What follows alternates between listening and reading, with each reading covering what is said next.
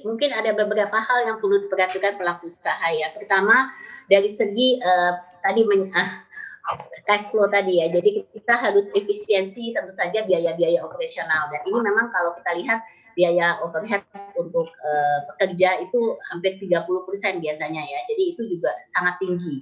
Nah ini harus kita berarti kan harus melakukan efisiensi untuk supaya make sure jangan sampai kita ini bagaimana kita bisa bertahan lebih lama. Kemudian yang kedua mungkin melakukan alih produksi juga ya. Jadi memang banyak sekarang usaha-usaha terutama UMKM yang kemudian mulai melakukan produksi ke produk-produk yang lain seperti membuat masker ya. Dan kami juga lihat perusahaan pabrik-pabrik tekstil juga banyak sekarang sudah pengalihan kepada PPD ya, jadi ke APD.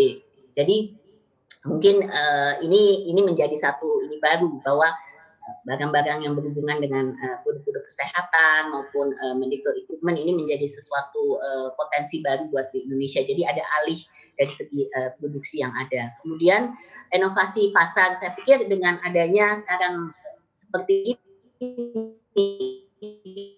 kita tahu bahwa kita tidak bisa tergantung dengan itu. Untuk teknologi dibutuhkan inovasi pasar, apakah kita sekarang mulai melakukan e-commerce, kemudian layanan-layanan digital lainnya. Nah ini saya rasa perlu diperhatikan juga untuk bisa bertahan.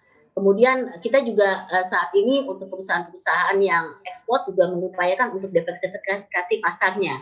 Jadi bagaimana kita bisa memaksimalkan pendapatan ekspor. Kita juga memanfaatkan misalnya contohnya sekarang ada perjanjian dagang Indonesia Australia yang baru saja entry of force ya tanggal 5 Juli ini. Jadi apakah kita bisa lebih memanfaatkan karena sekarang kita punya perjanjian dagang. Nah ini juga mungkin yang sebelumnya tidak ekspor ke negara tersebut sekarang juga bisa mulai melihat diversifikasi pasar-pasar baru. Kemudian yang penting adalah mengklaim insentif dan stimulus. Saya pikir sosialisasi ini masih perlu lebih jalan yang lebih jauh. Jadi memang kalau yang ada existing, apakah pelaku usaha bisa memanfaatkan itu. Jadi kita benar-benar harus memperhatikan insentif atau stimulus apa yang bisa dimanfaatkan oleh pelaku usaha. Tapi yang penting adalah yang dua yang terakhir saya katakan. Pertama adalah kalau kita untuk menghadapi yang second wave, kalau nanti situasinya lebih buruk, kita harus mengantisipasi untuk bisa harus merestrukturisasi hutang kita dan mempunyai sumber pendanaan baru karena kita mesti punya oksigen yang lebih besar untuk bisa hidup.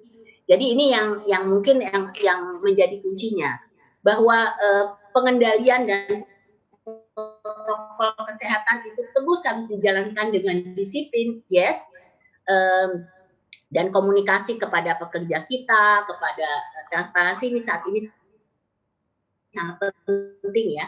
Tapi di luar dari lain kita mengendalikan dari segi kedisiplinan kita mengikuti protokol kesehatan yang ada.